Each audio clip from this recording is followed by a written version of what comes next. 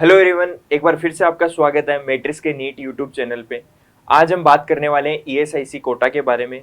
हम जानेंगे आज के वीडियो में कि ईएसआईसी कोटा क्या होता है, इसके लिए क्या एलिजिबिलिटी चाहिए और बेसिकली इसके बेनिफिट्स हैं वो क्या होते हैं, कौन लोग इसके लिए अप्लाई कर सकते हैं। ये सारी बातें आज के इस वीडियो में हम डिस्कस करेंगे, तो ये वीडियो आप अंत तक जरूर देखिएगा। और हो सकता है कि आप इस से बेनिफिट ले सकते थे बट अभी तक आपको पता ही नहीं था ईएसआईसी कोटा के बारे में।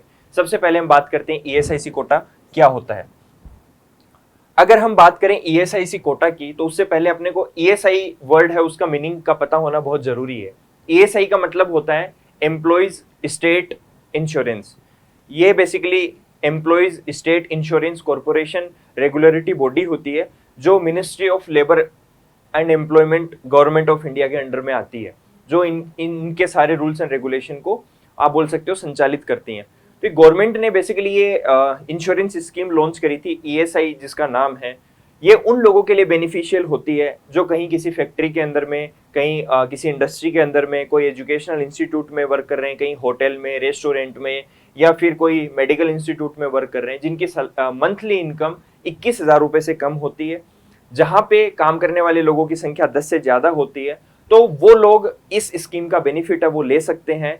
उनको करना क्या होगा, हर महीने अपनी इनकम का 0.75%, यानी अगर किसी की इनकम 20,000 रुपए है तो उस महीने का मात्र 150 रुपए वो अपनी इनकम से गवर्नमेंट को दें। गवर्नमेंट इस इंश्योरेंस का बेनिफिट देगी। और मैं आपको बता देता हूं, ये बहुत ही एक शानदार स्कीम लगी जब मेरे को इसके बारे में पर्सनली जानकारी मिली कि एक इंसान जो 21,000 रुपए के अंदर में वैसे कहीं हेल्थ इंश्योरेंस नहीं बाय कर सकता, लाइफ इंश्योरेंस बाय नहीं कर सकता, बट मात्र 150 रुपए वो गवर्नमेंट को दे के और रिटर्न में उसको हेल्थ इंश्योरेंस भी मिलती है, यानी कोई उसके साथ दुर्घटना घटती है तो गवर्नमेंट है वो उसका इलाज है वो मुफ्त में, जो भी उसके स्कीम के अंडर में जो बेनिफिट्स होते हैं वो उसको मिलेंगे। कोई अगर मिस हैपनिंग होती है फैमिली में उसके साथ में, तो बाकी लोग जो उस पर डिपेंडेंट हैं, आश्रित हैं, उनको बेसिकली उनके जाने के बाद में जो भी लाइफ इंश्योरेंस का अमाउंट होता है वो मिलता है।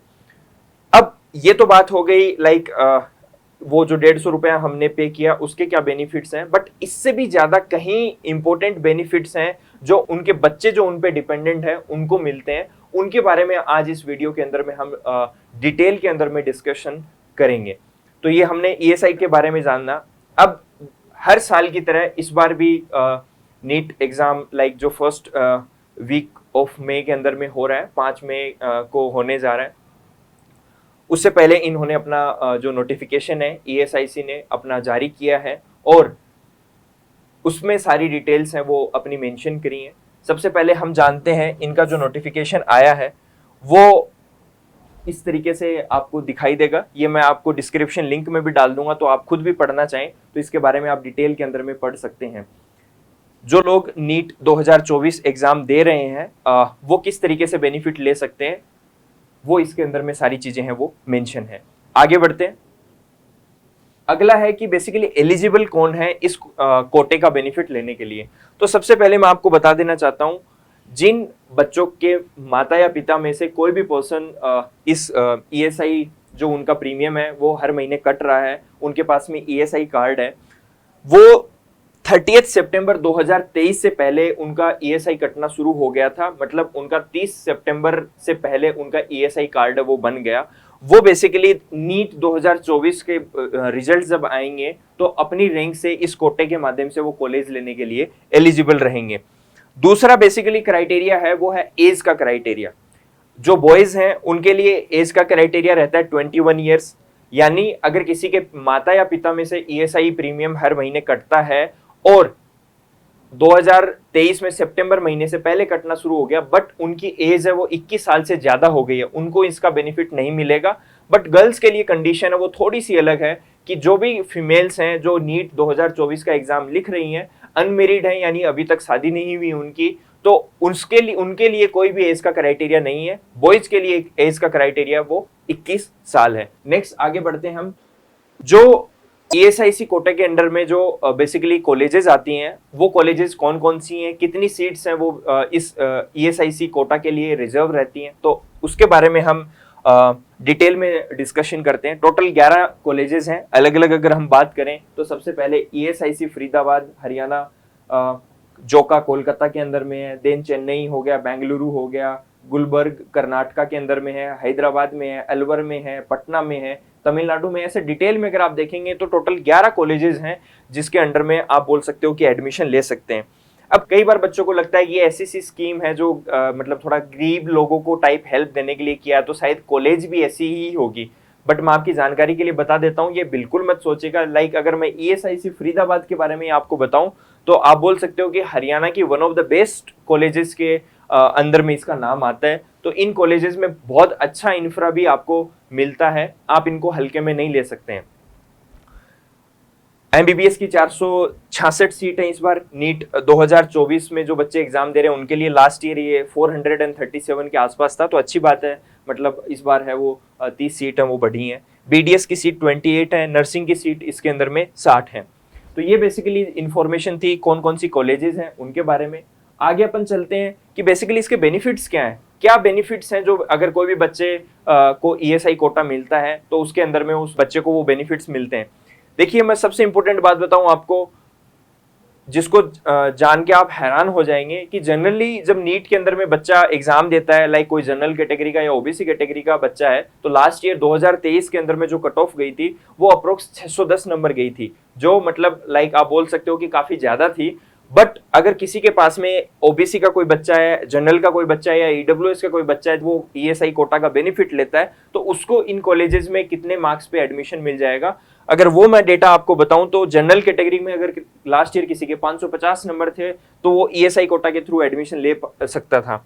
OBC की कट ऑफ 541 नंबर रही, EWS की 535 रही, SC की 406 के आसपास रही और ST की बात करूं तो 150 से 200 के बीच में रही। आप सोचिए कि मतलब 610 से नीचे OBC के किसी भी बच्चे को एडमिशन है वो नहीं मिला था ऑल इंडिया कोटा के थ्रू, बट ESIC कोटा के थ्रू आप 541 नंबर में भी गवर्नमेंट मेडिकल कॉलेज MBBS के अंदर में एडमिशन ले सकते हैं। तो ये कितनी बड़ी बात है।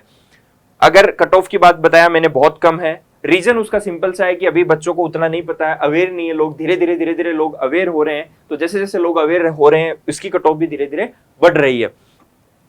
नेक्स्ट जो मैंने ऑलरेडी मैं जिसके बारे में बात कर चुका हूं, आप ये मत सोचिए कि 150 रुपए गवर्नमेंट हर महीने हमारे पेरेंट्स से लेती है तो क्या ही सुविधा हमको दे रही होगी। मैं आपको बता दूं बहुत अच्छे इंस्टीट्यूट हैं इनमें, कई इंस्टीट्यूट है वो बहुत अच्छे आप बोल सकते हो इंफ्रास्ट्रक्चर के साथ में रन कर रही हैं। आज के टाइम पे बहुत अच्छी फैसिलिटीज हैं वो बच्चों को प्रोवाइड कराती हैं, और इसी के साथ में फीस भी इनका बहुत कम रहता है।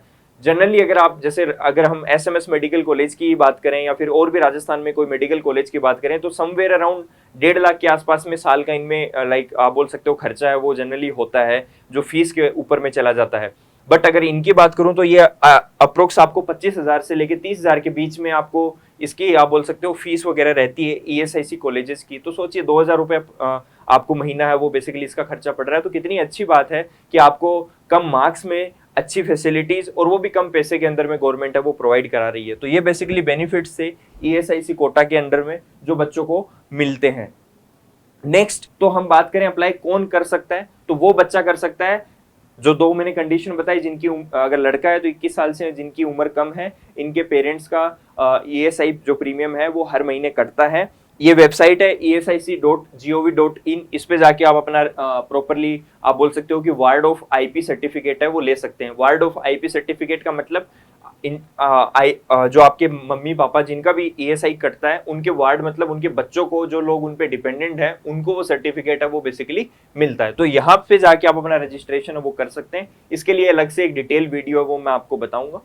एंड अगर हम बात करें अप्लाई करना कैसे है, तो इस वेबसाइट पे आपको जाना है। जाने के बाद में वहां पे आपको एक लिंक दिखेगा वार्ड ऑफ IP सर्टिफिकेट, इस पे क्लिक करना और फिर जो आगे का प्रोसेस रहेगा वो अपन अगले वीडियो में डिस्कस करेंगे। इसके रजिस्ट्रेशन है वो शुरू हो चुके हैं। जो इस पे अप्लाई करने का लास्ट डेट है वो 12 मई 2024 है।